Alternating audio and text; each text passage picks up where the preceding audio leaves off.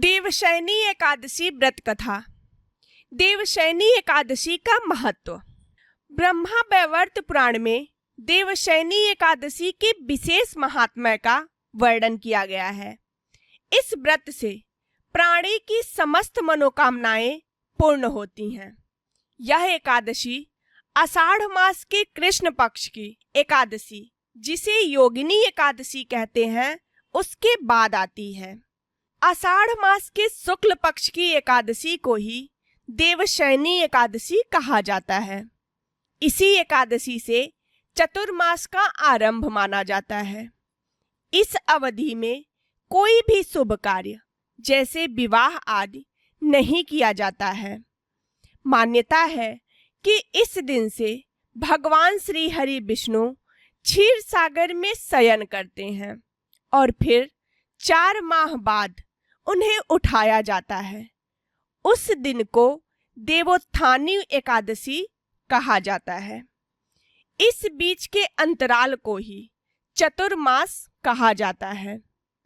देवशयनी एकादशी को देवशयनी, महा एकादशी, थोली एकादशी तेलुगु में, हरि देवशयनी, पद्मनाभा शयनी एकादशी भी कहा जाता है।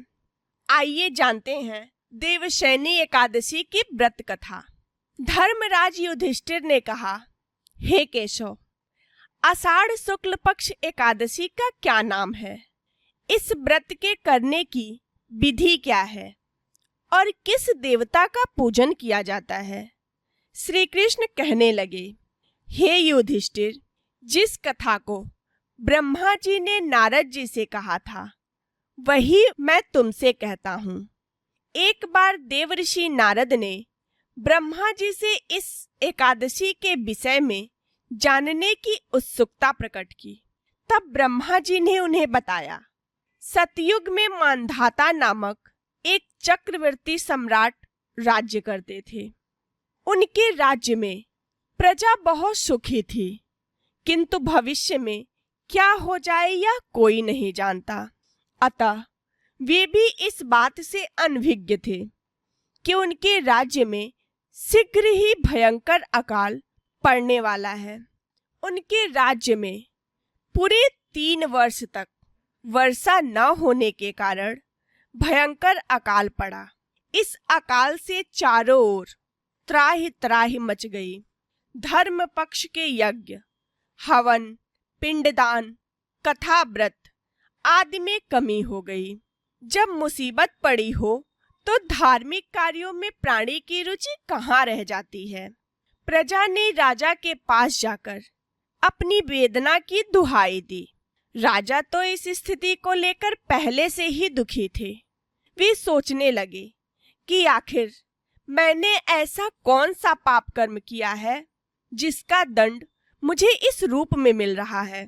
फिर इस कष्ट से मुक्ति पाने का कोई साधन करने के उद्देश्य से राजा सेना को लेकर जंगल की ओर चल दिए। वहां विचरण करते करते एक दिन वे ब्रह्मा जी के पुत्र अंगिरा ऋषि के आश्रम में पहुंचे और उन्हें साष्टांग प्रणाम किया। ऋषिवर ने आशीर्वचनोपरांत कुशल क्षेम पूछा। फिर जंगल में विचरने व अपने आश्रम में आने का प्रयोजन जानना चाहा। तब राजा ने हाथ जोड़कर कहा, महात्मन, सभी प्रकार से धर्म का पालन करता हुआ भी मैं अपने राज्य में दुर्भिक्ष का दृश्य देख रहा हूँ। आखिर किस कारण से ऐसा हो रहा है? कृपया इसका समाधान करें। यह सुनकर महर्षि अंगिरा ने कहा, हे राजन, सब युगों से उत्तम यह सतयुग है। इसमें छोटे से पाप का भी बड़ा भयंकर दंड मिलता है। इसमें धर्म अपनी चारों चरणों में व्याप्त रहता है। ब्राह्मण के अतिरिक्त किसी अन्य जाति को तप करने का अधिकार नहीं है, जबकि आपके राज्य में एक क्षुद्र तपस्या कर रहा है। यही कारण है कि आपके राज्य में वर्षा नहीं हो रही है।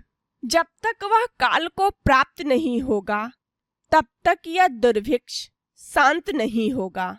दुर्भिक्ष की शांति उसे मारने से ही संभव है, किंतु राजा का हृदय एक निरपराध क्षुद्र तपस्वी का समन करने को तैयार नहीं हुआ।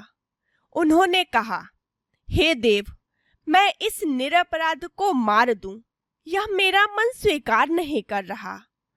कृपया करके आप कोई और उपाय बताएं। महर्षि अंगिरा ने बताया, आषाढ़ मास के शुक्ल पक्ष की एकादशी का व्रत करें। इस व्रत के प्रभाव से अवश्य ही वर्षा होगी। राजा अपने राज्य की राजधानी लौट आए और चारों वर्णों सहित पद्मा एकादशी का विधि पूर्वक व्रत किया। व्रत के प्रभाव से उनके राज्य में मूसलाधार वर्षा हुई और पूरा राज्य धन धान्य से परिपूर्ण हो गया। ब्रह्मा वैवर्त पुराण में देवशयनी एकादशी के विशेष महात्म्य का वर्णन किया गया है। इस व्रत से प्राणी की समस्त मनोकामनाएं पूर्ण होती हैं। जय श्री हरि, जय मां लक्ष्मी।